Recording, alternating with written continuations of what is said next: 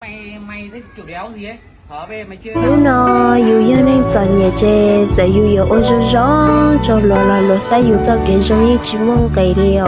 Hậu lo mua cái nhiêu xe chê, lo sa khỏi yêu ba, ta chỉ thậu lo đi lo cho cái nhiêu xe lại chê, lo cho cái rong lo yêu mua ô cú cho lửa tù, lo sẽ yêu chê ta tỏ rong cỏ, bia phá lo lửa lên lửa tù, lo yêu để lo sẽ yêu nhưng chỉ khoa lời không mua kia li. vì bia yêu ở đây chỉ là dùng giả lý chỉ hậu lo xía lo sẽ yêu chế dùng giả lý tụ nên ủa nhưng chỉ muốn nông cái kia lìa là Anh xem vừa mới tặng cái dây chuyền vàng chưa được bộ ba này. Cái giả nó đi tặng rồi thôi chứ mày đây địt mày bây tao hỏi mày bây Valentine người yêu cũ mày người yêu mới của mày đi mày tặng nó cái dây chuyền vàng nó phải là ít tiền đâu mà tặng chưa được 3 ngày nó yêu người yêu mới mày có chịu không? Cái đấy là do mày dại thôi. Do gì do đéo tao tao đéo biết đéo cần biết nữa. Bây giờ nói chung mày giả vàng của tao thế thôi, đừng ở đây xong đi mày chưa được 3 ngày ngồi dắt bố mày đi lại còn phóng xe qua nhà tao thì mấy mày coi tao không ra gì à? Hả? Anh ơi, cô bị chết với bệnh tật gì hả anh? Ai? Tao ngu tao phải vớ lại mày mà tao nói thật mày luôn này, mày yêu nó thì sớm muộn gì nó cũng bỏ thôi, tao thật mày luôn, nó tao chỉ lợi dụng mày thôi. Tao không quan tâm vấn đề đâu, Hiểu tao chưa? chỉ cần biết bây giờ. Tao nói mày này, thật cái mặt thằng đàn ông ấy để nó có sĩ diện một tí, hiểu chưa?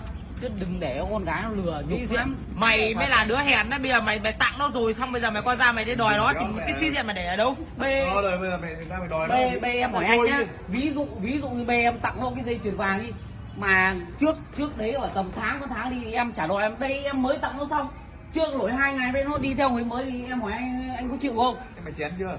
Em đã làm phát gì đâu, chưa làm gì cả. Thế thì mày ngu rồi, mày ngu mày chết mẹ mày đi mày kêu ai? Thế mới bảo thôi nói chung mà bây giờ mày giả vàng của tao thế thôi, có đâu mà mày muốn đi yêu ai thì kệ mẹ mày. Thế tao hỏi mày đến bây giờ vàng bây giờ ví dụ nó mang đứa tiêu nó cắm rồi thì mày đòi nó lấy cái gì cắm thì bắt nó phải trả gì? Lấy gì trả mày, thân nó trả mày à? Chứ gì á, không thì bán mẹ thân đi.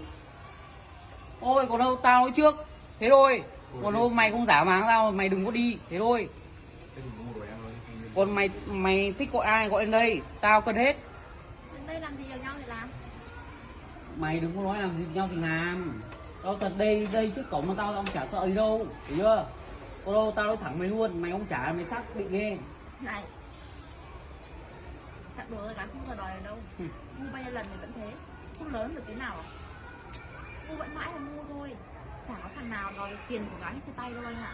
Thôi tao đéo cần biết là chia tay như nào, nói thẳng luôn giờ giả cho tao thế thôi. Chia tay mày mẹ,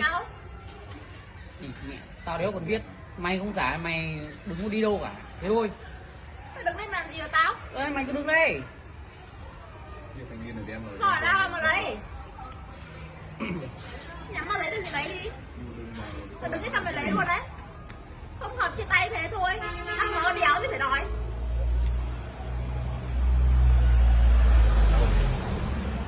Ngu chết bệnh tật gì? Thế mày dạy cho em. Valentine tặng quà thì đi yêu chia tay xong đòi nhục. Hèn. Nhưng mà thằng em anh với anh nói thật với em, thằng em anh nó nói chung là nó yêu em. Bây giờ nó tặng cái số vàng đến 20-30 triệu cơ, nó đã cho em cái điện thoại rồi, tốt nhất là thôi với em giả cái số vàng cho nó, chứ đâu phải là mẹ ít đâu. Em anh đúng không?